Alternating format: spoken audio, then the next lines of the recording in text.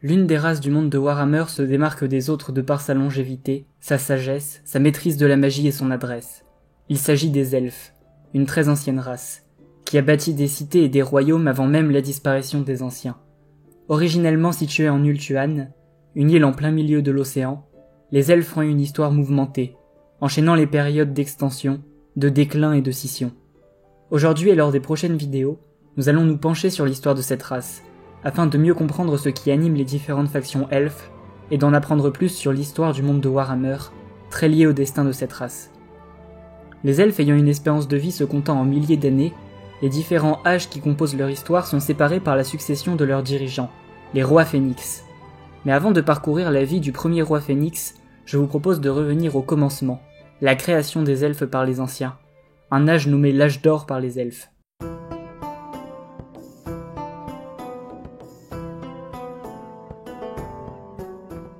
Les anciens créèrent les elfes aux alentours de -6500 avant Sigmar. À cette époque, la seule race ayant atteint le stade de civilisation est la race des hommes lézards, et les elfes, alors organisés en tribus, peuvent se développer dans les forêts occidentales, les montagnes et les steppes de Lustrie, qui restent encore inoccupées par les hommes lézards. Ces derniers sont en effet plus situés dans les jungles, où les premières cités-temples comme Itza, Xualapex ou Tlax commencent à se développer, alors que d'autres comme Tlacan, Quetzal ou Zlatan sont encore en construction. Les elfes fondent leur première civilisation vers -6250 avant Sigmar. Ils commencent à fonder plusieurs villes dans les steppes et les montagnes, et commencent à s'approcher de la lisière de la jungle. Ce développement rapide inquiète quelque peu les anciens, qui comprennent qu'au rythme où vont les choses, une guerre entre elfes et hommes lézards va arriver. En -6000, afin d'éviter ce conflit inutile et de préserver la paix, très chère à leurs yeux, les anciens décident de déplacer les elfes sur une île en plein milieu de l'océan. Cette île sera plus tard appelée Ulthuan par les elfes, et deviendra leur véritable foyer. Une panoplie de nouveaux royaumes émerge sur Ulthuan, et les elfes connaissent un développement incroyable. L'ensemble des royaumes est géré par la Reine éternelle, qui gouverne depuis l'Averlorn. Les différents royaumes elfes qui prospèrent en Ulthuan sont en paix et le commerce va bon train. Cette prospérité va durer des centaines d'années, et dès -5800, une fois que les elfes sont solidement installés en Ulthuan, de nombreuses flottes d'exploration et de colonisation parcourent l'ensemble du monde, et installent des colonies elfes le long des différentes côtes explorées. Malheureusement, cette première période de prospérité s'achève brusquement en -5600, où les portails des pôles s'effondrent, libérant des millions de démons sur le monde. Les hommes les âmes rassemblent donc la plus grande armée jamais vue pour leur tenir tête, mais bien qu'ils encaissent le plus gros choc, les elfes sont aussi contraints de combattre les démons. La guerre qui s'ensuit va durer plus de 1000 ans, et bientôt tout le nord du vieux monde est contrôlé par les démons. Alors que les cités-temples de Lustrie sont assiégées, les hommes lézards faiblissent et la pression des démons sur les nains et les elfes devient de plus en plus importante. En -4450, les elfes bâtissent la forteresse de la Gemme étoilée de la mer à l'embouchure du Reik, dans le but de stabiliser la ligne de front et d'empêcher les démons de progresser vers le sud. Cette stratégie marche pour un temps, et les démons restent bloqués au nord du Reik, mais en -4500, les anciens qui résidaient jusque-là en Albion quittent le monde, qu'ils considèrent comme perdu, ils l'abandonnent aux démons. Les oracles, des humains vivant aux côtés des anciens en Albion, érigent des pierres d'Ogam pour absorber et disperser les vents de magie et affaiblir les démons. Cela fonctionne mais n'est pas suffisant pour anéantir les hordes démoniaques. Avec le départ des anciens, certains démons réussissent à contourner Albion et à débarquer au nord d'Ulthuan. Ils envahissent une bonne partie des royaumes elfes, et beaucoup d'armées qui défendaient les bordures du Reik sont contraintes de retourner défendre leur nation. Cet affaiblissement des défenses permet aux démons de faire tomber la forteresse de la Gemme étoilée de la mer et de progresser plus au sud du vieux monde. C'est dans cette situation critique, où toutes les races civilisées du monde commençaient à perdre espoir, et où le destin des elfes semblait bien sombre qu'arriva le premier roi phénix, Aenarion le défenseur, qui parviendra à redresser la situation.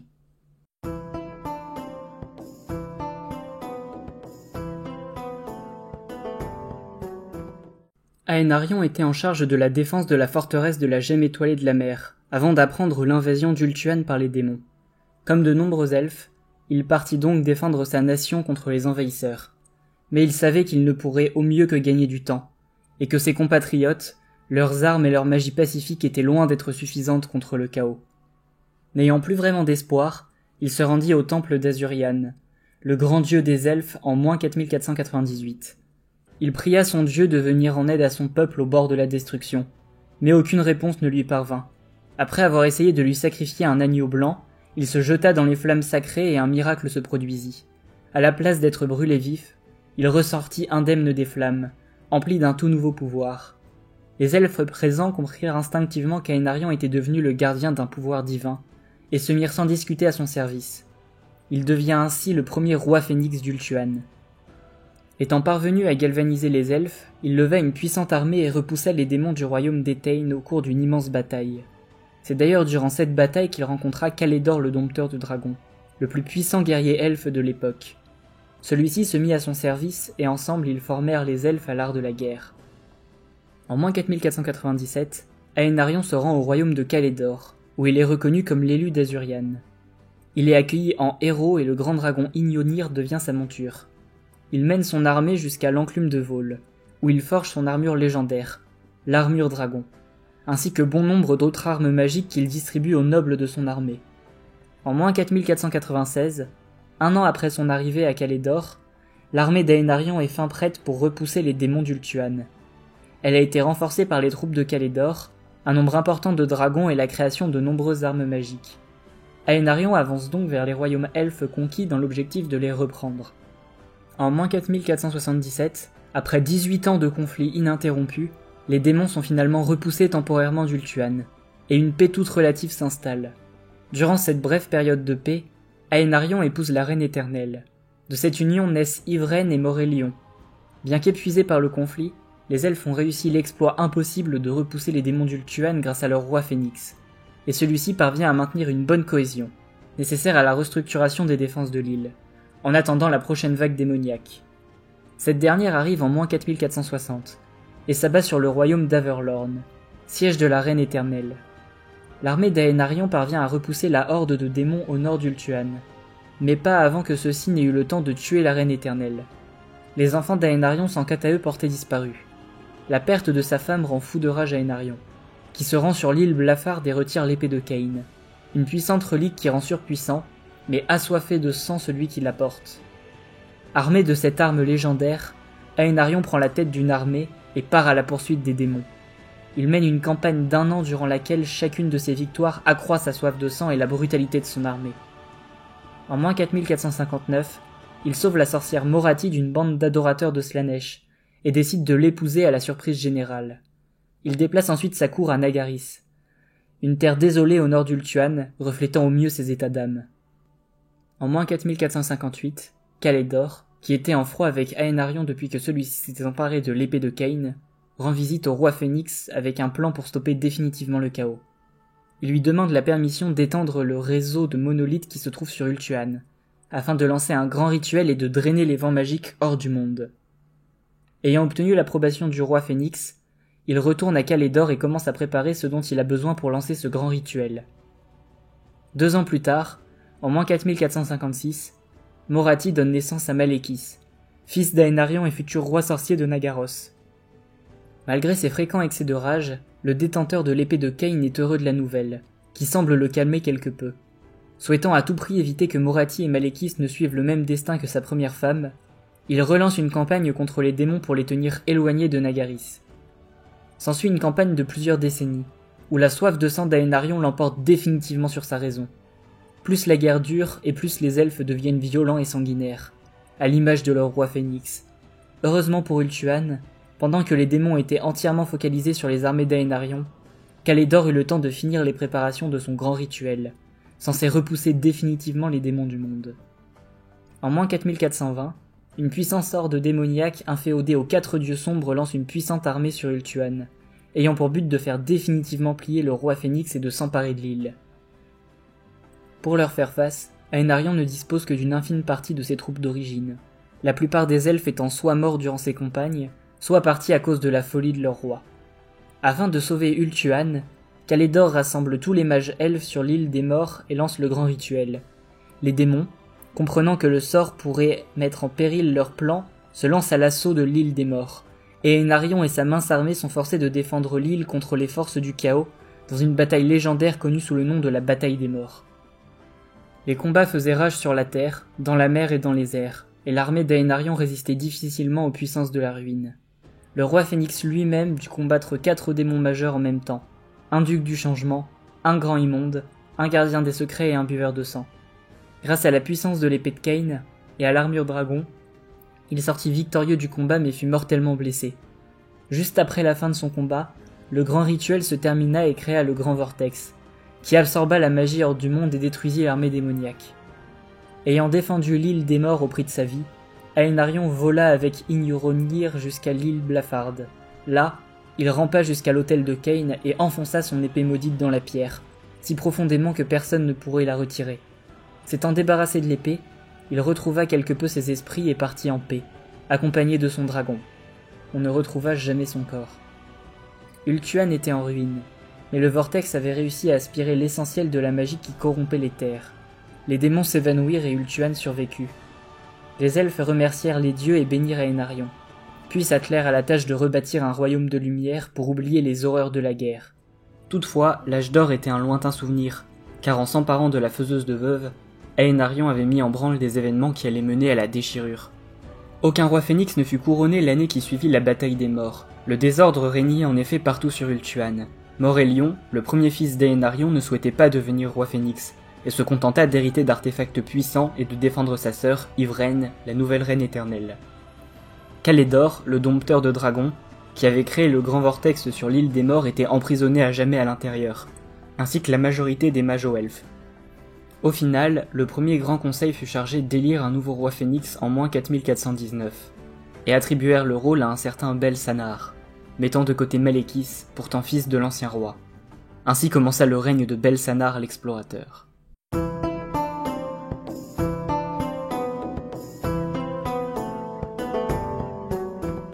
Le couronnement de Bel-Sanar marque la fin de la guerre contre le chaos et le début d'une grande période de reconstruction, qui voit la domination de Tiranoc sur l'ensemble des royaumes elfes. Aux alentours de -4200, la grande période de reconstruction touche à sa fin. Les cités elfes détruites ont été rebâties, la population est croissante et les souvenirs douloureux de la grande guerre contre le chaos commencent à s'effacer. Les elfes lancent de nouvelles flottes d'exploration et de colonisation, comme lors de l'âge d'or, des siècles plus tôt. Cette fois-ci, les expéditions partirent majoritairement de Tiranoc et allèrent en direction du Nouveau Monde. Certains colons elfes tentèrent de s'installer en Lustrie, mais furent très mal accueillis par les hommes lézards résidant dans les jungles, et furent contraints de rentrer en Ultuan. D'autres expéditions ont plus de chance et parviennent à s'installer au nord du Nouveau Monde, à Nagaros.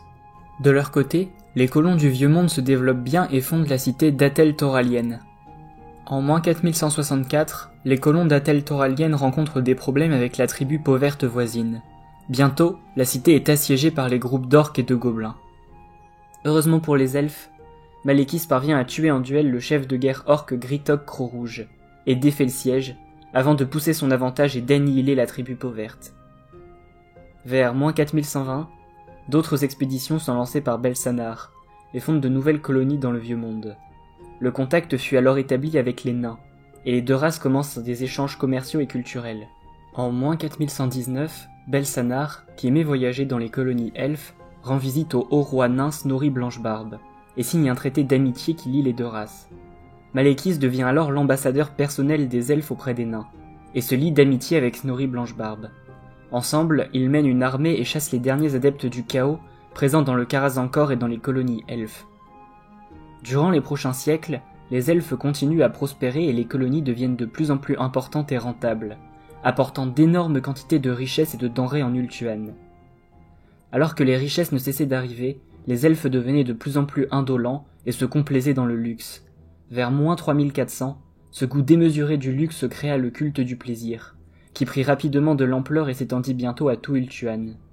Sans que les elfes ne s'en aperçoivent, le chaos revenait, de manière insinueuse et discrète, étendant lentement son voile de corruption. Dans un premier temps, le culte du plaisir fut accepté par les elfes, mais au fil des siècles, ce dernier devient de plus en plus extrême, jusqu'à dégénérer en sacrifice humain. Le lien avec Slaanesh était de plus en plus évident. La population était divisée entre les adeptes du culte, voulant simplement pouvoir continuer leur soirée d'extase, et les elfes non-adeptes qui souhaitaient y mettre un terme. Le roi phénix Bel-Sanar était opposé au culte, mais fut dans l'incapacité de le détruire. Cette incapacité a eu une grave conséquence sur sa popularité, puisque les elfes adeptes du culte le virent comme un ennemi, et les elfes y étant opposés le trouvèrent trop laxiste sur sa politique de répression. Alors que le roi Phénix était en difficulté, Malékis décida de quitter la cour du haut roi nain en -2789. Il partit explorer le monde, se rendant sur l'île Blafarde à la recherche de l'armure de son père. Au cours de ses nombreux voyages, il découvrit la couronne de fer en -2775, un puissant artefact irradiant de magie. Malékis commença alors à s'intéresser à la magie, et en particulier à la magie noire.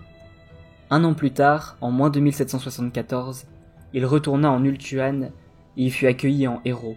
Les elfes virent en lui l'homme de la situation, capable de détruire le culte du plaisir là où Belsanar avait échoué. Malékis prit son nouveau rôle très à cœur, et mena des expéditions afin de démanteler le culte. Le royaume de Nagaris était le plus corrompu, mais Malékis, fidèle jusqu'au bout au roi Phénix, alla purger son propre royaume de la corruption, quitte à tuer des milliers de ses compatriotes. Cependant, la loyauté et l'intégrité de Malékis atteignirent leurs limites lorsqu'il découvrit que le culte était dirigé par sa propre mère, Morathi. Il en fut effondré et ne sut que faire, ne pouvant se résigner ni à trahir son roi, ni à tuer sa propre mère. Le charisme de Morathi fit son effet, et elle parvint à convaincre son fils que sa décision de fonder le culte était due à sa tristesse de voir son fils écarté du trône. Elle le convainquit également que Belsanar était corrompu, et que son incompétence avait mené les elfes dans cette situation catastrophique. Ensemble, la mère et le fils préparèrent un plan pour détrôner Belsanar, et en -2750, Malékis demanda au Conseil des Princes de se réunir au temple d'Azurian, pour en finir avec le culte du plaisir. À l'insu du Conseil, une armée de Nagaris renforcée par des cultistes se déplaçait jusqu'aux abords du temple. La première déclaration de Malékis fut d'accuser le roi Phénix d'être un adepte du culte, et avant que celui-ci ne puisse se justifier, il le fit empoisonner. Une fois le roi Phénix mort, l'armée de Nagaris entra dans le temple et encercla les princes présents au Conseil. Malékis jubila. Il n'avait qu'à ramasser la couronne et se jeter dans les flammes d'Azurian pour devenir le prochain roi Phénix. Alors que ses gardes massacraient les princes, Malékis se jeta dans les flammes, persuadé d'être béni comme son père avant lui. Mais les flammes n'acceptèrent pas d'être traversées par son corps corrompu, et le brûlèrent gravement. Malékis sortit des flammes en feu, en poussant d'horribles cris d'agonie. Croyant leur chef mort et craignant le courroux d'Azurian, ses serviteurs effrayés emportèrent son corps, laissant derrière eux certains princes elfes encore en vie. Le triste événement du temple d'Azurian marqua la fin du règne de Belsanar, et le début d'une ère de tragédie et de conflit. Une fois de plus, les royaumes elfiques furent plongés dans le chaos. Malékis et ses serviteurs s'enfuirent au nord, à Nagaris. Sans chef, les elfes ne les poursuivirent pas. Des discussions se tinrent entre les quelques princes survivants. Ils en arrivèrent à la conclusion qu'un seul elfe était capable de succéder à Belsanar. Le troisième roi Phénix serait Imric, qui lors de son couronnement prendrait le nom de Calédor. Il était le petit-fils du célèbre sorcier du même nom et le frère du dernier prince de Calédor, assassiné dans le temple d'Azurian.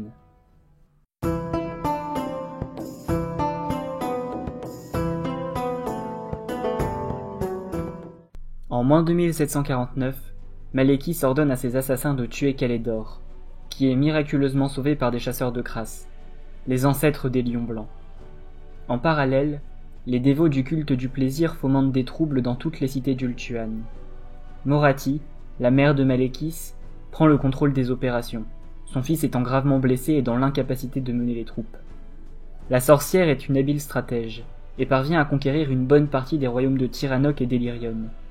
Les légions de Nagarit ont une meilleure connaissance martiale que les elfes des autres royaumes, en partie grâce à l'héritage d'Aenarion, le premier roi Phénix. Ainsi, les fidèles de Malékis remportent toutes les batailles dans les premiers instants de la guerre, et de plus en plus de fidèles du culte du plaisir sortent de l'ombre pour se ranger du côté de Malékis. En -2739, la corruption des elfes renégats atteint même le royaume de Calédor, pourtant jugé incorruptible par les elfes loyaux. C'est ainsi qu'Otek, un prêtre hérétique de Vol, rejoint le camp de Malékis après avoir volé le marteau sacré de Vol. Avec ce marteau, il va ensuite forger une armure pour Malékis, afin que celui-ci soit de nouveau capable de mener ses troupes au combat. À la fin de l'année -2739, les elfes renégats subissent leur première défaite importante.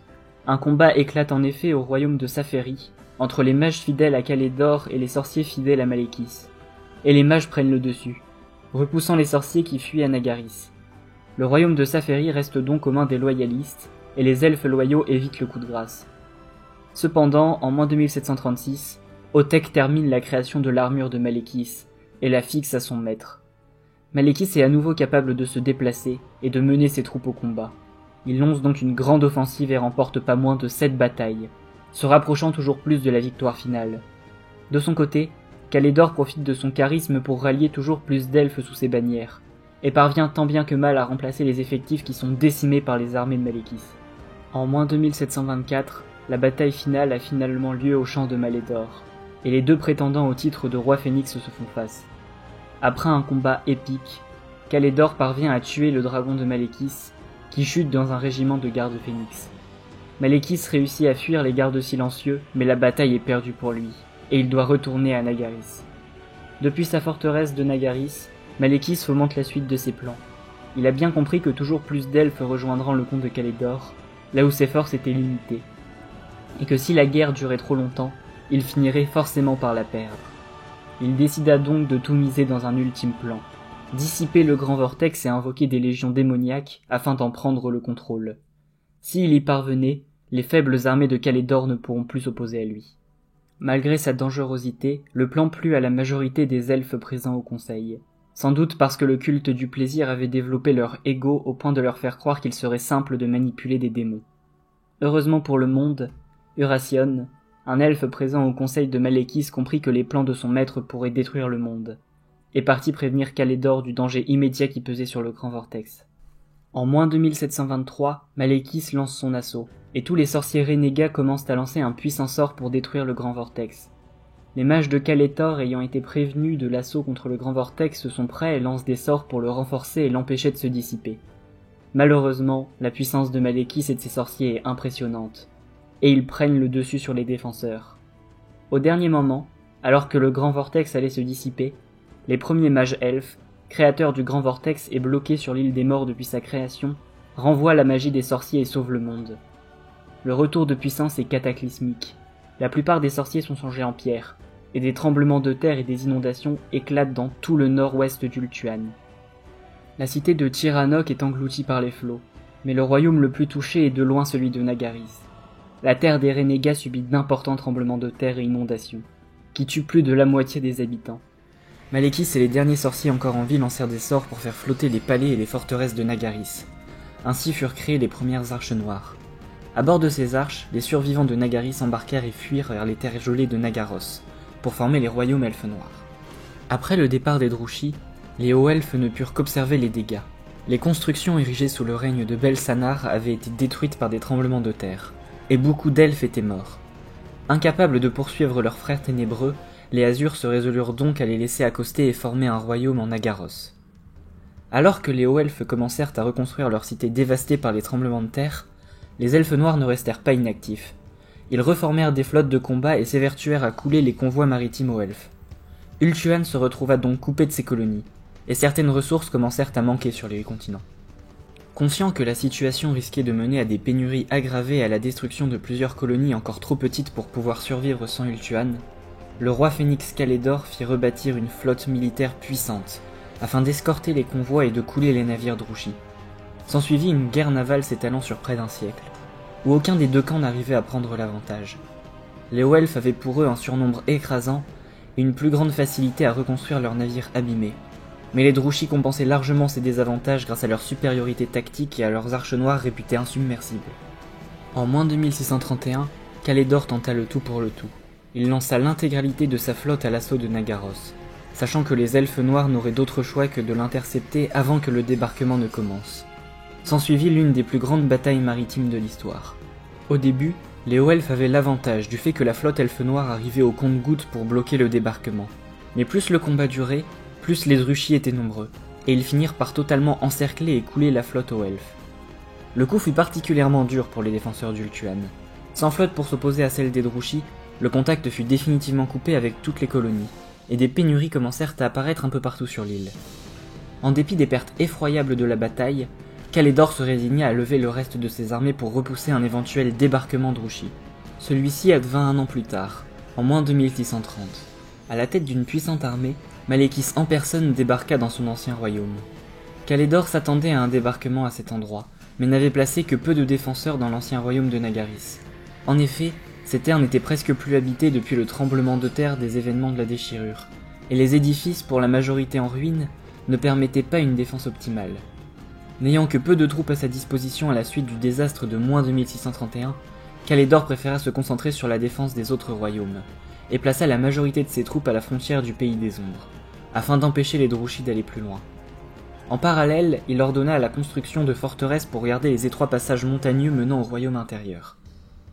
Après s'être emparé du Pays des Ombres, Malekith décida de lancer ses forces à l'assaut du royaume de Tiranoc. Cette fois-ci, les défenses aux elfes étaient bien en place et le conflit gagnait en intensité. Mais malgré une défense acharnée, les lignes aux elfes se firent repousser. En effet, le manque de troupes, la motivation des elfes noirs et l'affaiblissement du royaume de Tiranoc suite aux événements de la déchirure eurent raison de la défense aux elfes. Après plusieurs batailles, Kalédor dut donc se résigner à replier ses forces hors du royaume de Tiranoc. Les hauts-elfes redéployèrent leurs lignes défensives à la frontière du royaume de Kalédor et dans les passages montagneux conduisant au royaume intérieur. Suite à ces deux premières conquêtes, les elfes noirs, plus motivés que jamais, se jetèrent à l'assaut des passages montagneux conduisant au royaume intérieur. Plus décidés que jamais à faire tomber Ultuan une bonne fois pour toutes. Mais Kalédor avait su économiser ses forces, et les passages étaient solidement gardés par les armées aux elfes, profitant au maximum de l'avantage du terrain. La situation se stabilisa donc et les Drushes ne parvinrent pas à s'accaparer de nouveaux territoires. Alors que les Drushes commençaient à manquer de solutions et à perdre l'initiative, Kalédor avait un plan pour les repousser de l'île continent et leur faire payer leur audace. Tout d'abord, il chercha à finir la construction des forteresses gardant les passages intérieurs d'Ultuan. Pour cela, les armées aux elfes tenaient ces passages avec acharnement alors que les ouvriers construisaient les places fortes à peine quelques kilomètres du front. En parallèle de ces constructions, Kalédor demanda à tous ses ingénieurs d'inventer une arme capable de couler les terribles arches noires, qui étaient restées invaincues depuis le début du conflit. En attendant d'être prête pour la grande offensive, l'armée aux elfes se contentait de défendre, et la guerre resta statique pendant plusieurs décennies. C'est finalement en -2599 que les hauts elfes finirent la construction de la porte du Griffon. Peu de temps après, les portes de la licorne, du phénix, du dragon et de l'aigle furent également terminées. Avec ces édifices, Kalédor put réorganiser les défenses des passes montagneuses avec beaucoup moins de troupes, et former une armée avec le surplus de soldats. Cette armée s'attela à la tâche de reprendre le Pays des Ombres et Tiranoc, et les Drushes durent commencer à défendre leurs faibles possessions, sans pour autant être capables de conquérir les passages montagneux. Les renforts de Nagaros permirent néanmoins aux Drushes de tenir, mais ils furent forcés de relâcher la pression sur les royaumes de Kras et de Kalédor. En -2425, les ingénieurs aux elfes finirent de mettre au point un bélier magique du nom de Lame d'étoile, censé être capable de couler les arches noires. La suite du plan de Kalédor put donc se mettre en place. Il arma Lame d'étoile sur son navire personnel, et mena la flotte aux elfes qui avait été reconstruite durant les décennies de conflit. Kalédor chercha à bloquer les navires ravitaillant les Drushes en nourriture et en matériel. Comme attendu, dès que les elfes noirs repérèrent la flotte aux elfes, ils lancèrent l'assaut avec toute leur flotte, menée par les redoutables arches noires. Une immense bataille navale éclata, et au cœur de celle-ci, le navire de Kalédor parvint à couler l'arche noire le Palais de l'Oubli. Le choc fut tel pour les elfes noirs qu'ils se replièrent immédiatement après l'événement, et les hauts elfes purent donc bloquer le ravitaillement des Drushes et recontacter leurs colonies. Les ressources et les troupes arrivant des colonies alors que les Drushes avaient de plus en plus de mal à se ravitailler finit d'inverser la balance, et les hauts elfes reprirent petit à petit le territoire qu'ils avaient cédé aux elfes noirs. Finalement, après une défense acharnée, les Drushes furent définitivement repoussés d'Ultuan en -2219. Une fois Ultuan reprise, Kalédor se tourna vers l'île Blafarde, toujours aux mains des Drushes.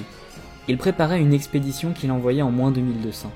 Malheureusement, il n'avait pas prévu le fanatisme des Drushes, qu'il pensait isolés et découragés. L'armée d'invasion aux elfes fut repoussée après avoir subi d'importantes pertes. Ce revers de bâton affaiblit grandement Ultuan. Kalédor, qui pensait que l'île Blafarde n'était qu'une étape vers l'invasion de Nagaros et la destruction des elfes noirs, dut se raviser. Il réorganisa donc l'armée d'Ultuan et prit la tête d'une expédition en -2199. Avec Kalédor pour les guider, les hauts elfes ne laissèrent aucune chance aux Drushes, et prirent l'île en moins d'une journée. Kalédor s'arrêta un moment sur l'autel de Kain. L'épée du dieu du meurtre était à portée, et il pouvait utiliser son pouvoir pour massacrer ses ennemis. Mais connaissant les terribles conséquences de l'utilisation d'un tel pouvoir, il se ravisa et repartit pour Ultuan. Après tout, Il n'avait pas besoin de l'épée de Cain pour vaincre les Druchis, et une fois rentré, il organiserait une vaste invasion qui planterait le dernier clou dans le cercueil de Malékis. Sur la route du retour, une tempête titanesque éclata et la flotte de guerre de Calédor se dispersa. Après des heures de déluge, une éclaircie dévoila une horrible vision à Calédor. Son navire était isolé de sa flotte et encerclé par des milliers de Druchis. Calédor comprit qu'il n'avait plus aucune issue, et préféra se jeter par-dessus bord et couler avec son armure plutôt que d'être capturé vivant par les Druchis. Ainsi périt Calédor le conquérant, triste fin pour un si grand roi.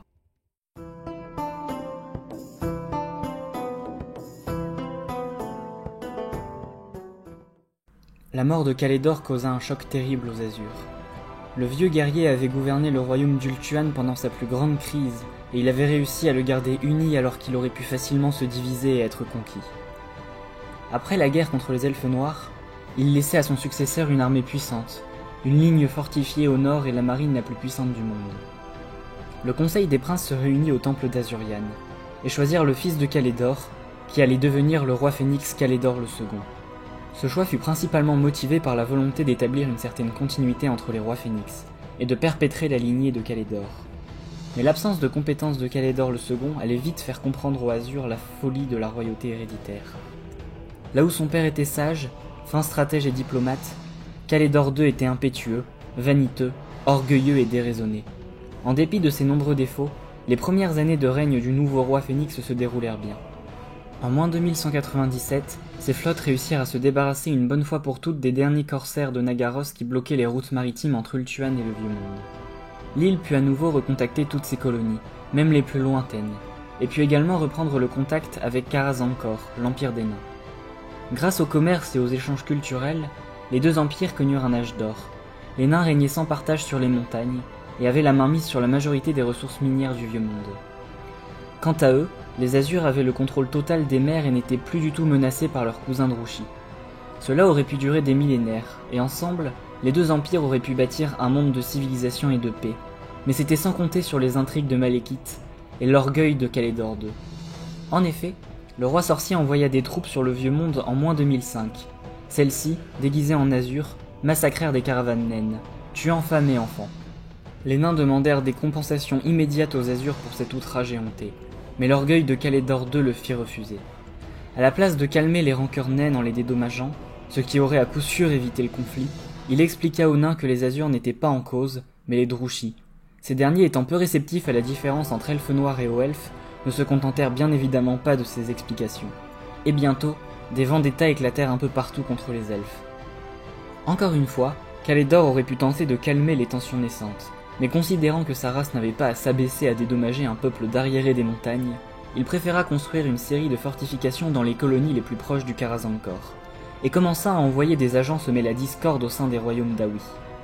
En moins 1997, tous les nobles nains se mirent d'accord pour déclarer la guerre aux elfes. Gotrek Brise-Étoile, le haut roi nain de l'époque, décida malgré tout de laisser une dernière chance aux Azurs, et envoya un ambassadeur sur Ultuan pour négocier des compensations. Ceux-ci le reçurent dans le palais de Calédor, et l'ambassadeur nain exposa ses conditions pour éviter la guerre, en menaçant Calédor et en jurant sur sa barbe qu'il ne repartirait pas avant d'avoir obtenu gain de cause. Ce comportement déplut au haut roi, qui le prit au mot et rasa sa barbe avant de le renvoyer chez lui. Cette ultime provocation sonna le glas des relations entre nains et elfes, et la guerre de la barbe débuta. Calédor envoya la majeure partie de ses forces pour en finir rapidement, persuadé que les nains étaient militairement bien inférieurs aux Azurs. De leur côté, les nains envoyèrent également de nombreuses troupes en pensant en finir vite, car ne connaissant de l'empire elfe que les colonies les plus éloignées, et donc les moins développées. Le choc fut donc particulièrement grand pour les deux belligérants, qui ne s'attendaient pas à rencontrer autant de résistance, et là où tous pensaient que la guerre serait simple et courte, elle s'étala sur de nombreux siècles. Aucun des deux camps ne réussit à prendre l'avantage. Ici, une armée naine réussissait à détruire une colonie aux elfes. Là, les Dawi se faisaient repousser et encercler dans l'une de leurs imprenables places fortes. Les deux camps luttèrent jusqu'à l'épuisement quasi complet. En moins 1974, Calédor comprit que cette guerre était une monumentale erreur, qui affaiblissait inutilement Ultuan. Mais il était trop tard pour reculer. Il prit donc la tête d'une flotte et partit en direction du Vieux-Monde pour mettre un coup décisif aux Dawi. Fraîchement débarqué, il envoya des messagers pour défier l'armée de Snorri le Manchot, le fils de Gotrek. Celui-ci accepta et les deux armées s'affrontèrent violemment. Au final, Calédor le second réussit à tuer son opposant. Une fois celui-ci terrassé, il envoya son corps au haut roi nain et rentra en Ultuan, persuadé que ce coup dur allait pousser les nains à abandonner le conflit. C'était mal connaître l'opiniâtreté légendaire des nains, qui non contents de poursuivre le conflit, envoyèrent encore plus d'armées à l'assaut des colonies Azur, mettant en grande difficulté les hauts elfes chargés de les défendre. Ces assauts répétés finirent par porter leurs fruits pour les nains, puisqu'en moins 1968, Morgrim, le cousin de Snorri, tua Imlandric, le frère de Calédor II. Les nains ne s'arrêtèrent pas là puisque 20 ans plus tard, en moins 1948, Morgrim poursuivit sa redoutable vengeance en incendiant la cité d'Antel Maraya, et en massacrant tous les hauts elfes y habitants. Voyant qu'il était en train de perdre le conflit, Calédor II décida de vider dangereusement les garnisons défendant le nord-ouest d'Ultuan, pour envoyer des renforts. Ceux-ci réussirent à stabiliser la situation. Plus la guerre durait, et plus Calédor devenait arrogant et paranoïaque. C'était comme si son esprit était incapable de concevoir que les nobles et puissants Azur puissent avoir autant de mal à vaincre un peuple qu'il considérait comme arriéré. En moins 1560, la situation des hauts elfes se dégrada encore un peu plus, quand des navires postés au large des côtes de Nagaros rapportèrent des mouvements suspects orchestrés par les elfes noirs. L'intégralité des généraux hauts elfes conseillèrent à Calédor d'abandonner le conflit contre les nains, quitte à payer des dédommagements énormes, afin de ramener des troupes défendre Ultuan contre la menace d'Urushi. Malgré la supplication de ses généraux, expliquant que l'existence même de l'Empire Azur était menacée, Calédor refusa d'abandonner le conflit avec les nains. Et là où le bon sens aurait voulu qu'il rapatrie des troupes pour défendre l'île continent, il préféra dégarnir encore un peu plus ses défenses pour lever une armée et tenter le tout pour le tout contre les Dawi. C'est donc en fin d'année moins 1560 que la bataille décisive éclata entre hauts elfes et nains. Les deux empires étaient épuisés par ces siècles de guerre. Calédor espérait pouvoir vaincre les nains, bien que ses forces étaient en infériorité numérique et démoralisées par les récents mouvements d'Urushi, qui avaient déjà commencé leur débarquement dans le pays des ombres. Cette bataille apocalyptique fit de nombreux morts des deux côtés, et après des jours d'affrontements, les deux rois se firent face dans un ultime duel. Gautrek était un habile guerrier, et la rage qu'il éprouvait vis-à-vis de Calédor le rendait d'autant plus redoutable. De son côté, Calédor II était également habile à l'épée, mais il ne considérait pas son adversaire à sa juste valeur, persuadé qu'il était d'être supérieur aux nains en toutes choses. C'est cette arrogance qui le perdit. Et après de nombreux échanges de coups, la tête du roi Phénix se vola loin de ses épaules, et la guerre de la barbe se conclut sur la victoire des Dawi. Ceux-ci forcèrent les elfes à payer des compensations énormes, et prirent la couronne des rois Phénix en trophée. Là où Calédor Ier avait su faire des Azur un peuple uni et puissant, son fils laissa à sa mort un royaume dévasté, ruiné, humilié et au bord de la destruction. Dès que les princes restés sur Ultuan apprirent la nouvelle de la mort de leur roi, ils se réunirent en urgence pour élire un nouveau roi Phénix, capable de redresser la situation. Comme la plupart d'entre eux s'accordèrent sur le fait que c'était principalement le caractère impétueux de Calédor II qui avait mené les Azur au désastre, ils choisirent un nouveau roi Phénix qui était aussi différent de Calédor que le jour l'est de la nuit. Ce fut Caradriel, connu pour son calme et sa modestie, qui fut désigné.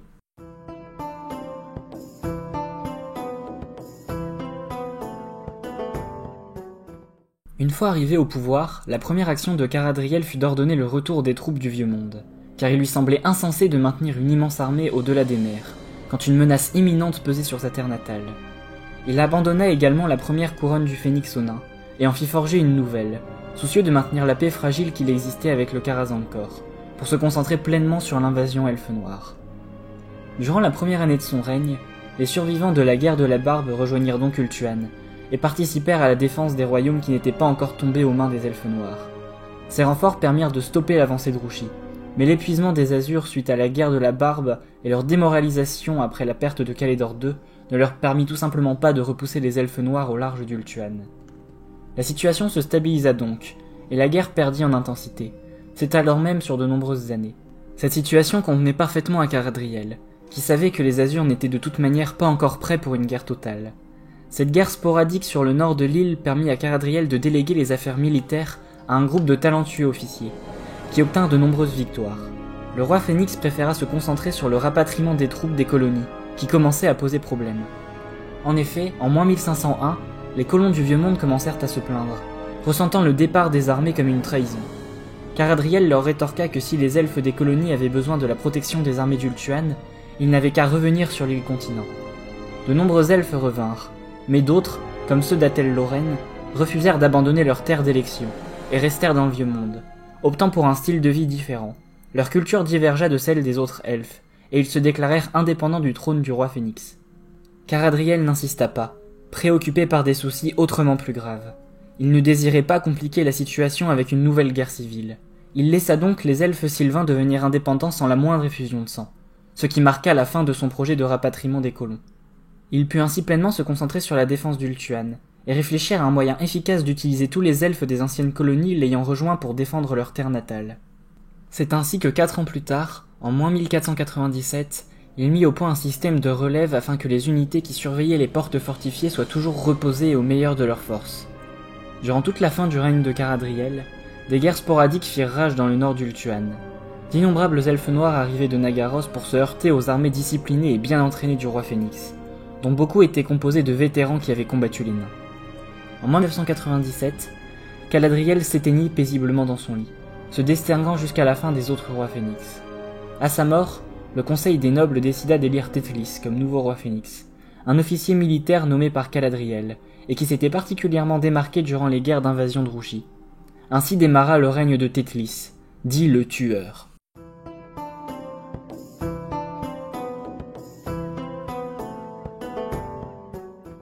Téthlis considérait comme une hérésie de laisser une partie d'Ultuan aux mains des Druchis.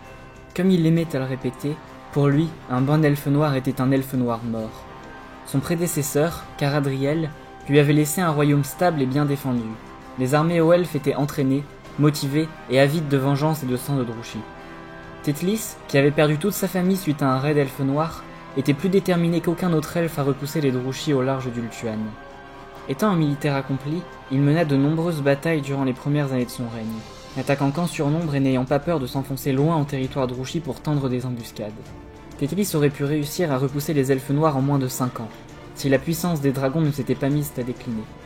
En effet, durant la dernière partie du règne de Caradriel, les dragons étaient devenus beaucoup plus rares. Ils tombaient dans un sommeil de plus en plus long et ne se réveillaient qu'une fois par siècle. Téthlis dut donc composer avec beaucoup moins de dragons qu'il ne l'aurait souhaité, et réorganisa l'armée afin que les elfes augmentent leur puissance dans d'autres domaines. Il demanda donc à chaque grand royaume elfique de se spécialiser dans un domaine martial et d'y entraîner des troupes. Grâce à son attention aux détails, Téthlis mit sur pied des forces qui atteignirent une puissance qu'elle n'avait jamais eue depuis le règne d'Aenarion. En moins 986, Téthlis considéra que les Azurs étaient prêts à lancer leur grande offensive. Il proclama donc le début de la campagne de l'extermination, qui avait pour but de reprendre tout Ultuan en ne laissant aucun Druchis en vie. Les armées aux elfes reprirent alors l'initiative, et repoussèrent les Druchis sur de nombreux fronts, reprenant les royaumes de Tirannok, d'Ivresse et de Gothique. Téthlis demandait toujours le maximum à ses généraux, qui devaient parfois prendre des villes solidement défendues en peu de temps, et donc subir beaucoup de pertes, ce qui n'arrêtait pas les Azurs dans leurs avancées, et bientôt, le nom de Téthlis fut synonyme de boucher et de fanatique pour les Druchis. En dépit de cette redoutable contre-attaque, Malekith refusa de laisser les hauts elfes reprendre Ultuan sans rien faire. Il lança donc une offensive en moins 946, ayant pour but de s'emparer de la porte du Griffon. Téthlis s'attendait à cette réaction, et avait caché une armée sur les hautes montagnes longeant le passage menant à la porte. Il laissa les elfes noirs s'enfoncer dans la passe, et leur bloqua toute possibilité de retraite avant de les massacrer jusqu'au dernier. Une fois l'armée ennemie vaincue, Téthlis relança une série d'offensives sur tous les fronts, et le surnombre des Azurs leur permit de reprendre le royaume de Kras. De tout Ultuan, seul le pays des ombres était encore aux mains des Druchis. Mais plus les elfes noirs étaient acculés par Téthlis, et plus ils se battaient avec l'énergie du désespoir. Au final, le front se stabilisa et les elfes noirs réussirent à garder les frontières de l'ancien royaume de Nagaris. Téthlis ne leur laissa évidemment aucun répit, et il passa le plus clair de son temps à mener des excursions dans le pays des ombres, massacrant tous les elfes noirs qu'il y rencontrait et ne se repliant qu'à la vue de troupes qui lui étaient supérieures en nombre. En moins 922, durant l'une de ces excursions, Téthlis tomba sur une grande armée d'elfes noirs qui campaient. Attaquant par surprise, il massacra des milliers d'elfes noirs en ne subissant que peu de pertes, avant de rentrer dans le royaume de Tirannok. En moins 732, les centaines d'excursions menées par Téthlis et la pression constante des Azurs aux frontières du pays des ombres eurent raison de la résilience des Druchis. Les armées d'elfes noirs étaient de moins en moins nombreuses, et la reprise du pays des ombres n'était plus qu'une question de temps. Dans une dernière tentative de gagner la guerre, le roi sorcier mena lui-même une offensive en plein hiver, son armée étant protégée du froid par des sorts. Il parvint à s'emparer de quelques places fortes et déclencha les combats les plus meurtriers jamais vus entre elfes. Mais l'assaut s'essouffla rapidement, et une contre-attaque fut orchestrée par les hauts elfes. Thor Antek fut finalement rasé en moins 696. et tous les elfes noirs n'ayant pas fui la ville par bateau finirent massacrés. Tétlis ordonna que l'on mette de sel sur les champs entourant la ville, afin que plus rien n'y pousse. Ayant débarrassé Ultuan de ses ennemis, Tétlis tourna son attention vers l'île Blafarde, qui était toujours aux mains des légions du roi sorcier. La plus grande armada elfe de tous les temps fut rassemblée pour la reconquérir. D'innombrables navires transportèrent des troupes. Les archimages elfes contrôlèrent le temps afin d'écarter les tempêtes et de garder le ciel clair. Les mers furent lavées de la présence des vaisseaux ennemis. Sur le rivage de l'île Blafarde, les hordes d'elfes noirs se rassemblaient, déterminés à empêcher le débarquement des hauts elfes. Les Azurs accostèrent et ainsi commença la bataille des vagues, où des dizaines de milliers de combattants s'entretuèrent dans la mer et sur les plages de l'île. Malgré une résistance acharnée des Druchis, les tactiques et le surnombre hauts elfes finirent par l'emporter, et Tétlis devint le maître de l'île Blafarde. Une fois l'île entre ses mains, Tétlis ordonna le massacre de tous les prisonniers Druchis, et demanda à son armée de se préparer à un débarquement sur Nagaros. De nombreux capitaines refusèrent d'envisager un tel débarquement, les pertes étant trop lourdes pour continuer la guerre. Avant de continuer cette discussion et de convaincre ses capitaines, ou de les y forcer, Tétlis se rendit sur l'autel de Kain pour admirer l'ancienne épée d'Aenarion. Deux versions se confrontent pour expliquer les événements qui s'ensuivirent. Certains textes prétendent qu'il renvoya ses lions blancs et le reste de ses serviteurs, déclarant qu'il désirait rester seul un instant pour contempler la lame qui avait causé tant de mal à sa race. Un assassin bondit alors de sa cachette d'ossements et poignarda Tétlis avec une lame empoisonnée. D'autres prétendent que Tétlis empoigna l'épée de Kain qui, dans ses mains, se mit à vibrer et se libéra de l'emprise de l'autel. Le roi fut alors abattu par sa propre garde personnelle qui craignait que la malédiction de l'arme fatale d'Aenarion ne soit à nouveau déchaînée sur ce monde. Personne ne sait exactement ce qui arriva. Les érudits sont partagés. On sait seulement que ce fut le jour de la mort de Tétlis. Orpheline de sa présence charismatique, l'armada abandonna l'invasion de Nagaros et rentra à Ultuan. Là de la guerre, les hauts elfes du 6e concile choisirent Bel-Coradris, de Saferi comme nouveau roi phénix, un prince sorcier et un célèbre érudit qui était connu pour son pacifisme. La mort de Tétlis et l'ascension au pouvoir de Bel-Coradris marquent une rupture dans l'histoire des hauts elfes. Ayant repoussé la menace Druchi pour un temps, nombre de guerriers déposèrent les armes et reprirent leur ancien métier.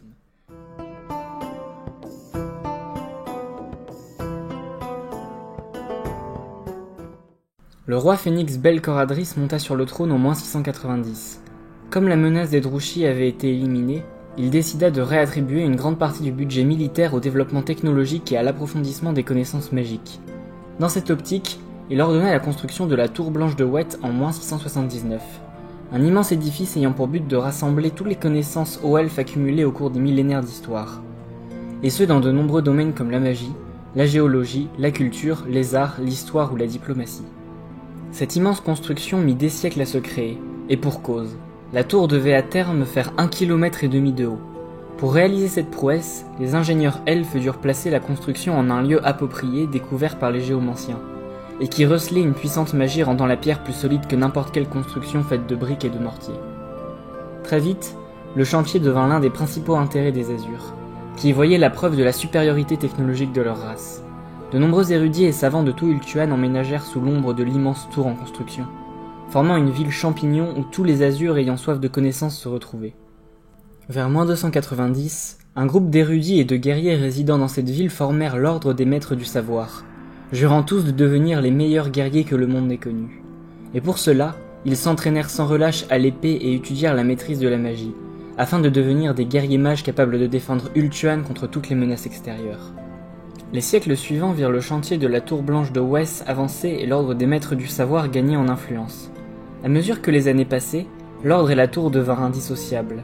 Les Azurs voulant accéder aux connaissances de la Tour Blanche devaient entrer dans l'ordre des maîtres du savoir, et les épreuves pour y être admis étaient plus qu'ardues, nécessitant de la part des candidats une parfaite maîtrise et de la magie et de l'art du combat à l'épée. En 497, la Tour Blanche fut enfin terminée, et de nombreux manuscrits de magie, d'histoire, de géographie et de toutes les sciences connues en provenance de tout Ultuan y furent stockés. Afin qu'un maximum d'Azurs puisse accéder aux connaissances de la tour, le roi phénix Bel-Coradris créa une sous-branche de l'ordre des maîtres du savoir, nommée l'ordre des maîtres de l'épée. Pour entrer dans cet ordre, la maîtrise de la magie n'était pas nécessaire, seulement celle de l'épée. De nombreux Azurs n'ayant pas la capacité pour intégrer l'ordre des maîtres du savoir, purent donc intégrer ce nouvel ordre et accéder au savoir contenu dans la Tour Blanche de Wet. L'ordre des maîtres de l'épée accueilla très rapidement une énorme quantité de membres, et forma des régiments d'élite pour le roi phénix, composé d'érudits guerriers maîtrisant de nombreuses bottes secrètes et s'entraînant sans relâche à l'épée. Un an après la fin de la construction, en 497, Bel-Coradris mourut de vieillesse, avec le sentiment du travail accompli. Il fut enterré en grande pompe dans les fondations de la tour blanche d'Ouët, devenant le seul roi phénix à ne pas être emporté par la garde phénix au bord d'un vaisseau blanc. On raconte que son fantôme hante toujours les cryptes de la tour blanche, et qu'il aide parfois les érudits au cours de leurs recherches. Aétis de Saphérie succéda à Bel-Coradris, et fut le premier roi phénix dont l'héritage n'était pas constitué d'un royaume instable et de rumeurs de guerre.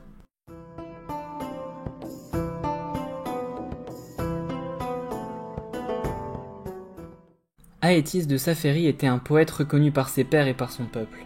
Il consacra une grande partie de son règne à regrouper dans son palais tout ce qu'Ultuan comptait de musiciens, de poètes, de sculpteurs et de peintres. Ainsi, 16 ans après le début de son règne, en 514, le royaume de Saphérie devint le plus grand regroupement d'artistes que le monde n'ait jamais connu. De nombreuses œuvres majeures virent le jour durant cette période, comme les pièces de Tazel ou le portrait animé de Thorion Cœur de Flamme, qui marquèrent un véritable âge d'or dans la culture elfique. Cet âge d'or se confirma lorsqu'une immense statue du Griffon marquant l'entrée de la porte du Griffon fut érigée en 605. Cette statue, de 500 pieds de haut, fut bâtie pour honorer tous les Azurs s'étant sacrifiés en défendant ce passage stratégique. Les siècles suivants ne connurent que paix et prospérité, mis à part quelques enlèvements signalés dans les plus grandes villes d'Ultuan, mais Aétis n'y prêta que peu d'attention, et ne dépêcha qu'un petit contingent d'espions pour enquêter. Ce qui l'intéressait bien plus que les petits problèmes de gestion d'un État était la découverte de nouvelles cultures. Ainsi, il envoya de nombreuses flottes d'explorateurs aux quatre coins du monde pour établir des contacts avec le plus de civilisations possible, et ainsi s'assurer de la suprématie de la culture des Azurs sur celle des autres races. Dans cette optique, une flotte d'explorateurs établit un premier contact avec l'empire du Grand Cathé en 698. Les Azurs furent impressionnés par la puissance et le développement de cet empire humain. Ils revinrent en Ultuan avec leurs cales remplies de soie, de jade et d'épices. Bientôt, un commerce florissant entre l'Est et l'Ouest se mit en place, et le jade et les épices devinrent des précieuses denrées sur Ultuan. Ce nouveau commerce profita grandement à la petite ville portuaire de Loterne, qui seulement 3 ans après la découverte du Grand Cathé devint l'un des plus grandes places commerciales d'Ultuan. Seulement, cette profusion de nouvelles marchandises et de luxe se fit de pair avec une augmentation du nombre d'enlèvements et de meurtres dans Loterne. Inquiété par ce nombre d'enlèvements, l'ordre des maîtres des épées d'Oët se mit à enquêter, et alla voir le roi Phénix dans son palais pour lui faire part de ses inquiétudes concernant une potentielle réapparition du culte du plaisir sur l'île. Aétis n'y prêta pas attention, considérant ses craintes sans preuve comme de simples élucubrations. Il pria l'ordre de revenir vers lui avec des preuves, si tantôt il y en avait. 52 ans après l'audience accordée au maître des épées d'Oët, en 753, une importante flotte Druchis fut aperçue au large d'Ultuan. Encore une fois, le roi Phénix fut averti par ses gardes-côtes qui présentaient l'arrivée d'une énorme menace. Mais le monarque répliqua que depuis leur défaite contre Tétlis, les Druchis étaient une race sur le déclin, et qu'ils n'avaient de toute manière plus la puissance requise pour s'opposer aux invincibles Azurs. La confiance d'Aétis en la supériorité de sa race empêcha toute réforme de l'armée Azur, qui était embourbée après plus de 1000 ans de paix. Au cours des siècles suivants, les elfes noirs se montrèrent de plus en plus souvent au large des côtes d'Ultuan, mais ne débarquèrent jamais pour l'attaquer frontalement, laissant penser à Aétis qu'il n'était pas une véritable menace, et que les défenses de l'île étaient totalement opérationnelles. En 996, le maître des épées Célédrine parvint enfin à prouver l'existence du culte du plaisir à Loterne. Une centaine de cultistes sont capturés et exécutés. Suite à ces preuves, le roi Phénix dépêcha ses espions à travers toutes les régions d'Ultuan pour supprimer le culte, mais refusa encore de réformer l'armée. Pour une majorité de ses conseillers, les décisions du roi étaient insuffisantes et arrivaient trop tard. Effectivement, la lutte contre le culte dura des années, et les Azurs se rendirent bientôt compte de l'ampleur de la catastrophe. Toutes les régions d'Ultuan avaient été investies par le culte, et la lutte contre ce dernier dura des siècles, et ne se termina pas par une victoire des Azurs. En effet, en 1119, alors que la scission entre les hauts elfes était plus importante que jamais, le culte réussit à intégrer les plus hautes instances d'Ultuan, et un membre du culte du nom de Gératon devient chancelier de la cour. Il fit donc partie des proches d'Aétis, et profita de la première occasion pour l'assassiner froidement, l'étranglant avec une écharpe de soie tissée d'or, que le monarque aimait tant. Ainsi périt le 8e roi Phénix, des mains d'un espion Druchi, laissant derrière lui un empire puissant, mais ankylosé par des siècles de paix, et qui menaçait de sombrer plus que jamais.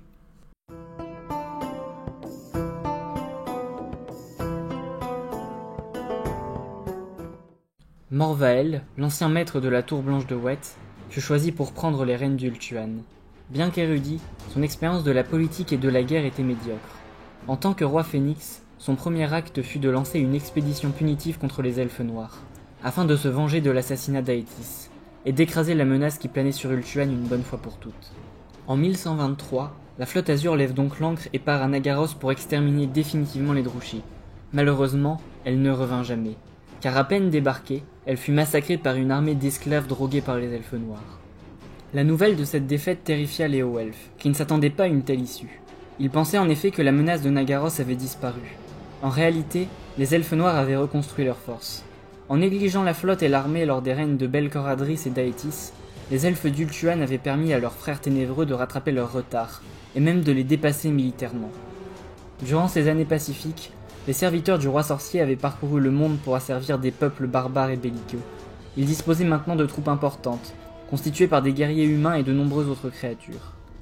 En 1131, une puissante armada d'elfes noirs s'empara de l'île Blafarde, et fit voile vers Ultuan. Ils reprirent la cité maudite d'Anlec, et reconstruisirent la grande forteresse. Depuis cette base, ils continuèrent vers le sud et ne purent être stoppés qu'après un combat désespéré près de la porte du Griffon. Ils assiégèrent donc la place forte en 1133, dans l'espoir de la faire tomber pour accéder au royaume intérieur. Pour faire face à cette invasion, Morvael nomma Menteus de Calédor général de ses armées. Manquant énormément de soldats, il organisa le système de la conscription. Chaque elfe devait passer une partie de l'année dans les forces armées et fournir son propre équipement. Ce système permit à Ultuan d'aligner d'importantes troupes de soldats citoyens et de tenir les lignes de front. Le revers de cet enrôlement forcé était que chaque bataille prélevait son important lot de vie chez les Azurs, et que chaque famille avait à souffrir de la perte de proches. Menteus se retrouva donc avec une quantité importante de soldats, et la lourde responsabilité de défendre Ultuan. Il commença par renforcer la garnison de la porte du Griffon, toujours assiégée par les elfes noirs. Grâce à ces renforts, le siège se stabilisa et dura de nombreuses années. Pendant ce temps, Morvael vida ses coffres pour financer une nouvelle flotte militaire. Une fois cette dernière reconstruite, il l'utilisa pour bloquer le ravitaillement Druchis arrivant de Nagaros, et les couper de leur base arrière. Malgré l'absence de ravitaillement, les Druchis n'abandonnèrent pas leur invasion de l'île, et continuèrent le siège de la porte du Griffon. En 1141, ils parvinrent finalement à faire tomber la majorité des murs, mis à part un ultime rempart et le grand donjon qui les empêchait encore d'accéder au royaume intérieur. Les derniers défenseurs étaient retranchés dans le donjon, alors entourés par 3 séries de tranchées depuis lesquelles les elfes noirs faisaient pleuvoir un déluge de projectiles. En 1146, il était devenu évident pour tous que la porte du Griffon allait tomber dans les prochains mois. Menteus tenta donc le tout pour briser le siège. Il prit contact avec les guerriers des ombres, les habitants de Nagaris étant restés dans leur ancien royaume pour se battre malgré son occupation par les Druchis. Avec ses guerriers déterminés lui servant de guide, il fit passer son armée à travers le royaume des ombres, sans se faire repérer, pour frapper la force assiégeante dans le dos, au moment où elle s'y attendait le moins. Au moment où les Druchis réussirent à créer une brèche dans les murailles, et où l'assaut final allait être lancé, Menteus arriva en renfort et chargea l'armée Druchis sur ses arrières. Galvanisés par l'arrivée de leur général, les défenseurs de la porte du Griffon chargèrent à leur tour, encerclant et massacrant les elfes noirs. La victoire aurait été totale sans compter sur le génie militaire de Malekith, qui était à la tête de ses armées. Il parvint à briser l'encerclement et à rejoindre Nagaris, sauvant la moitié de ses troupes. Menteus avait repris l'avantage dans le conflit. Avec le système de conscription et la victoire à la porte du Griffon, les hauts elfes avaient un avantage numérique écrasant sur leurs cousins ténébreux. Il ne restait plus qu'à reprendre Nagaris pour débarrasser Ultuan de la menace Druchis. Menteus envoya donc ses armées en Nagaris, pensant reprendre le royaume en quelques mois. Mais les elfes noirs opposèrent une résistance à toute épreuve, et chaque mètre carré de terrain repris coûtait la vie à de nombreux Azurs. Les Druchis avaient dressé un nombre impressionnant de pièges et d'embuscades, et chacun d'entre eux tuait au moins 10 hauts elfes avant de succomber. Le nombre de soldats perdus par Ultuan était cataclysmique, et à chaque petite prise de territoire, l'armée devait s'arrêter, parfois plusieurs années pour remplacer ces incommensurables pertes. Ce qui aurait dû se terminer en quelques mois dura des décennies, et coûta la vie à des dizaines de milliers d'Azurs. Par peur d'être appelés dans l'armée, beaucoup d'Azurs fuirent l'île pour fonder de nouvelles colonies. C'est ainsi que la forteresse de l'Aube fut construite à l'extrémité de la côte sud des Terres du Sud en 1203, et que la citadelle du Crépuscule fut érigée à la pointe sud de la Lustrie en 1218. En 1501, Menteus parvint enfin à reprendre l'intégralité de Nagaris, et à assiéger la cité d'Anlec. Il lança donc l'assaut, et une fois encore, les Azurs furent massacrés en grand nombre par leurs cousins. Bientôt, le tas de cadavres formés par les morts permirent aux Azurs survivants d'atteindre le haut des remparts de la ville. Son armée étant au bord de la déroute, Menteus, monté sur son dragon, prit la tête des premières lignes pour tenter de briser les Drushes. Il fut malheureusement touché par un carreau d'arbalète le tuant sur le coup.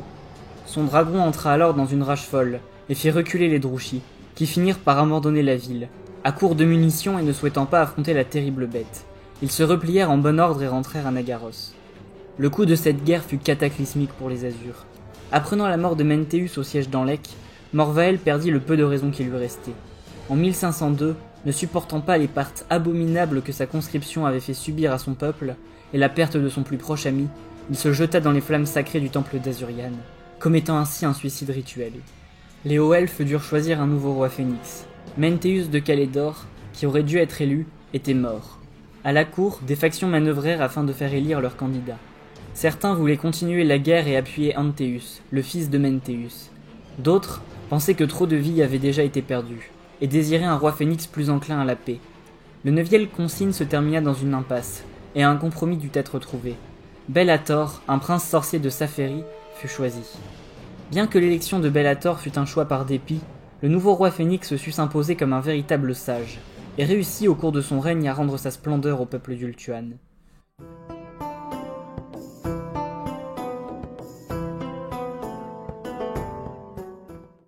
Bellator, qui fut donc choisi par dépit, était comme la plupart des princes de Saphérie quelque peu excentrique.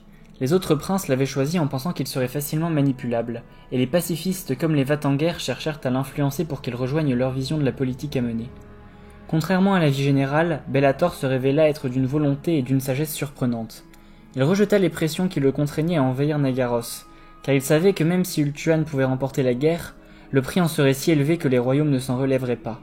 Le nombre d'elfes avait à ce point décliné au cours des derniers siècles que les cités étaient presque vides et que la plupart des terres étaient abandonnées. Il ne voulait pas mettre l'avenir de la race elfique en jeu. Il se rangea donc du côté des Pacifiques, et n'envoya aucune expédition punitive en Nagaros, se contentant de multiplier les patrouilles dans les royaumes de Nagaris pour y traquer d'éventuels rescapés Drushes. Cette décision s'avéra être la bonne, puisqu'en 1703, les humains nouvellement sortis de la barbarie commencèrent à construire des bateaux pour explorer le monde. C'est ainsi que des pillards norses sous le commandement de Magnus le Fou accostèrent en Ultuan, dans l'idée de piller des villages côtiers. Comme aucune expédition n'était partie en Nagaros, les 200 pillards de Magnus furent bientôt acculés par 10 000 gardes maritimes de Loterne. Malgré le sous-nombre complet, Magnus ordonna la charge, et les pillards furent exterminés jusqu'au dernier. Seulement, l'histoire de Magnus le Fou se répandit comme une traînée de poudre, et les raids norse furent de plus en plus nombreux. Bien que la plupart des pillards soient arrêtés par la flotte Haut-Elfe ou tués juste après avoir accosté, leur nombre sans cesse croissant finit par complètement déborder les défenseurs azur, et de plus en plus de villages furent pillés par les Norse. Cette situation dura et s'empira pendant plus d'un siècle. Comprenant que la situation lui échappait, Bellator alla voir son assemblée de mages en 1873, leur intimant l'ordre de trouver une solution à ce problème. En 1903, après 3 décennies de préparation, les magiciens interdirent l'approche des côtes orientales par un labyrinthe de sorts, d'illusions et de longs bancs de sable et de brume. Il fut quasiment impossible aux pillards nordiques d'accoster les côtes d'Ultuan, sauf lorsque la chance était de leur côté. Une fois cette barrière magique posée, les reines norse cessèrent presque tous. Bellator félicita ses mages et décréta que les hommes n'avaient plus le droit d'accoster en Ultuan. Les années suivant l'arrêt des raids, le roi Phénix se concentra exclusivement sur le repeuplement d'Ultuan et le bonheur de son peuple, coupant complètement les liens entre les Azurs et les peuples extérieurs. En 2001, il permet tout de même à Finubar, son vieil ami le prince d'Étaine, de retourner dans le vieux monde afin d'en savoir un peu plus sur les nouveaux maîtres du continent. Finubar navigua donc jusqu'à Languille en Bretonie. 50 ans durant, il explora le continent, qui avait grandement changé depuis que les Azurs avaient quitté après les querelles avec les nains. Finubar fut impressionné par ce qu'il y vit. Les royaumes humains étaient vastes et peuplés. Les hommes montraient de l'ingéniosité dans la création et l'enseignement des techniques. Là où Finubar s'attendait à trouver des huttes en boue et des sauvages primitifs, il vit de puissantes cités fortifiées et des armées disciplinées, capables de soumettre les orques et de maintenir la paix sur l'ensemble de leur vaste territoire. Il vit que les humains étaient nombreux et prolifiques, et que le temps viendrait où ils éclipseraient la race des premiers-nés. Il fut fasciné par leur vitalité, la richesse de leur culture, leur énergie et leur cupidité. Il décida rapidement qu'il vaudrait mieux pour les elfes avoir ce peuple comme allié plutôt que comme ennemi. En 2033, il découvrit également le royaume perdu d'Atel-Lorraine. Là aussi, il fut choqué et stupéfait par ce qu'il y trouva. Les elfes des colonies avaient adopté un style de vie très différent des hauts elfes. Ils s'étaient rapprochés de la nature et semblaient plus rustiques que les Azurs. Finubar les considéra facilement comme des alliés, et chercha à lier des liens diplomatiques avec ceux qu'il appelait maintenant les elfes sylvains, mais ces derniers restaient totalement fermés à toutes ses propositions d'alliance ou de rapprochement avec Ultuan. Finubar dut donc se résigner à quitter Athel Lorraine sans avoir pu former d'ambassade. Lorsqu'il retourna en Ultuan en 2051, il fut acclamé comme un grand héros. Il fit rapidement son rapport au roi Bellator, qui écouta avec attention ses conclusions. À sa demande, Bellator annula son édit interdisant aux humains de poser le pied en Ultuan, et la cité de Loterne fut ouverte au commerce extérieur. Une telle aubaine fut rapidement profitable aux intrépides marins humains qui affluèrent vers l'île pour contempler ses richesses. Bientôt, les vaisseaux de l'Empire, de Bretonie, de Marienbourg et d'au-delà purent jeter l'ancre dans la baie de l'immense cité elfique. Ainsi débuta une seconde période d'expansion pour Loterne. Le prince Finubar promeut sa cité au rang de plus grand port de commerce du monde. Les humains furent stupéfaits par la grâce et la majesté de la civilisation des hauts-elfes. Ils furent satisfaits d'entretenir des relations commerciales avec eux. Les Azur avaient maintenant de puissants alliés dans le vieux monde.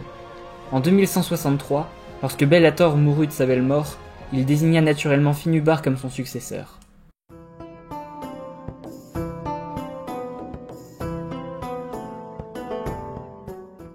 Finubar était le plus apte des princes à monter sur le trône. Son tempérament et son expérience faisaient de lui l'interlocuteur idéal des hommes, et son règne aurait pu marquer un nouvel âge d'or des Azur. Malheureusement, la malchance fut de mise et il n'en fut rien. En effet, seulement 10 ans après l'ascension au trône de Finubar, en l'an 2173, une immense tempête frappa Ultuan. Celle-ci fut si intense que les vents balayèrent une grande pierre gardienne au sommet du mont Antorek, permettant aux hordes de démons de se matérialiser en plein cœur d'Ultuan. Le gardien des secrets Enkari profita de cette occasion pour se matérialiser, et invoquer encore plus de démons. Souhaitant prendre sa revanche sur les descendants d'Aenarion, à la tête des légions démoniaques, il prit d'assaut la petite ville de Toranam, située dans le royaume d'Ivresse.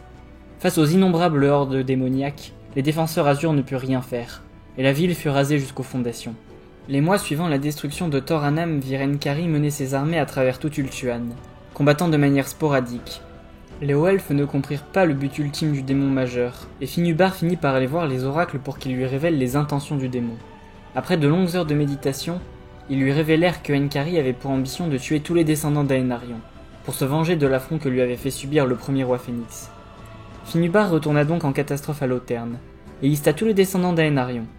Il s'avéra qu'après les exactions de Enkari, il n'en restait que 2 en vie dans tout Ultuan, 2 jeunes elfes à peine sortis de l'adolescence selon les standards de leur race. Leurs noms étaient Tyrion et Teclis. Chacun d'eux portait la marque d'Aenarion d'une façon différente. Tyrion était un bon guerrier, et il avait déjà le talent et la confiance en lui d'un grand combattant. Teclis, bien que plus faible physiquement, avait démontré des talents prometteurs en tant que mage. Les 2 princes furent amenés de leur demeure sylvestre de Kotig jusqu'à l'endroit le plus sûr d'Ultuan, le temple d'Azurian. Là, une armée constituée des meilleures troupes elfiques reçut pour mission de les défendre jusqu'à la mort. Les hordes démoniaques de Enkari ne se firent pas attendre, et se jetèrent sur les remparts du temple d'Azurian.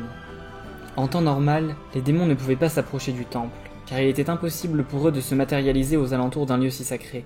Mais la volonté de Enkari était telle qu'ils purent atteindre les remparts. Une immense bataille eut lieu entre les défenseurs Azur en sous-nombre complet et les démons. Les hauts-elfes étaient néanmoins grandement aidés par les flammes sacrées, qui rendaient les démons faibles au point de disparaître à la moindre blessure. Après des heures de bataille, la puissance de Enkari en personne permit de percer la dernière ligne de défense des Azur, et Tyrion et Teclis durent combattre le puissant gardien des secrets. À 2, et grâce à la présence des flammes d'Azurian, les jumeaux réussirent à faire face aux démons, et finirent même par le bannir. Une fois Enkari disparu, les hordes démoniaques se retrouvèrent sans protection face aux flammes d'Azurian, et furent tous immédiatement dématérialisés, mettant un terme à la bataille et à la menace démoniaque planant sur Ultuan. Les quelques survivants de cette titanesque bataille parlèrent de la bravoure des 2 jumeaux elfes, et le nom de Tyrion et de Teclis commencèrent à se répandre à travers l'île. L'invasion de Enkari ne fut hélas pas la seule menace que Finubar dut affronter.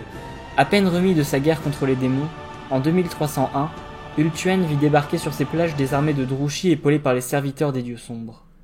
L'attaque combinée des Druchis et des serviteurs chaotiques eurent vite raison des défenses aux elfes, affaiblis à la suite de l'incursion de Enkari. Et les elfes noirs s'emparèrent avec une facilité déconcertante de l'île Blafarde et du royaume des ombres. De là, ils se déversèrent sur toute Ultuan, et infligèrent défaite sur défaite aux armées Azur. Quelques jours à peine après l'invasion, les armées de Nagaros s'emparaient de la porte du Griffon, et se dirigeait en direction d'Averlorn avec pour objectif d'assassiner la Reine Éternelle. Fort heureusement, Tyrion, qui était sur place, put s'enfuir avec la Reine Éternelle, la sauvant ainsi d'une mort certaine. Au même moment, Théclis reçut la couronne de Saphérie de la main du grand maître du savoir. Il forgea ensuite une épée magique avant de partir chercher son frère et la Reine Éternelle. Alors que les royaumes aux elfes tombaient les uns après les autres, et que les Azurs étaient en proie au désespoir le plus total, les nouvelles d'un mage du nom de Théclis portant la couronne de Saphérie et d'un puissant guerrier ayant sauvé la Reine Éternelle se répandit. Alors que tous les royaumes aux elfes étaient tombés, à l'exception de Saphérie, de Calédor et d'Étaine, Théclis et Tyrion rejoignirent les survivants qui formaient une armée de la dernière chance, l'armée du salut. En voyant les deux héros ayant sauvé la Reine Éternelle et aussi de nombreux ennemis, les hauts elfes encensèrent les deux jumeaux, leur offrant même de nombreuses armes légendaires, comme l'épée du Croc du Soleil, le cheval Malandrine, dernier descendant de Corandrine, père de tous les chevaux, l'armure de dragon d'Aenarion et le cœur d'Avelorn pour Tyrion, et le bâton lune de Liléas pour Théclis. Suite à cette cérémonie, les derniers hauts elfes partirent affronter les armées du roi sorcier, pour ce que beaucoup considéraient être leur dernier combat. Les armées de Druchii et hauts elfes s'affrontèrent non loin de Lothern, à la bataille de Finubar. Et alors que les elfes noirs prenaient lentement le dessus, et que seule la présence de Tyrion empêchait la ligne aux elfes de craquer, Théclis tenta le tout pour le tout. Il pria les dieux aux elfes de lui venir en aide, et la flamme d'Azurian, qui avait consumé les chairs de Malekith 5 millénaires plus tôt, se remit à brûler. Malekith hurla de douleur, et ne pouvant éteindre les flammes qui le consumaient, il utilisa ce qui lui restait de puissance pour se jeter dans les royaumes du chaos, le seul endroit où le châtiment d'Azurian ne pouvait le suivre. Libéré du fardeau de devoir contenir les sorts de Malekith, Théclis reporta son énergie magique sur les armées elfes noires, et massacra des dizaines de milliers de Druchii, qui finirent par fuir devant l'ampleur du massacre. Les hauts elfes poursuivirent sans relâche les armées défaites et sans chef du roi sorcier, et prélevèrent un lourd tribut chez leurs ennemis avant que ceux-ci ne purent repartir avec leur flotte en direction de Nagaros. Suite à cette redoutable guerre, les jumeaux Théclis et Tyrion furent nommés les grands défenseurs d'Ultuan. Alors que les hauts elfes relevaient à peine la tête suite à la troisième invasion d'Ultuan et leur quasi-extinction, des émissaires de l'Empire accostèrent à Lothern, en suppliant les Azurs de les assister pour la croisade de Magnus le Pieux, en grande difficulté face aux armées du chaos. Théclis se porta volontaire, et fut d'un grand secours pour la victoire finale lors du siège de Kislev. Alors que la totalité des Azurs s'échinait à reconstruire Ultuan, Théclis décida de quitter l'île en 2304, pour s'installer dans l'Empire. Là, il apprit l'usage de la magie aux hommes et fonda le collège de magie d'Aldorf.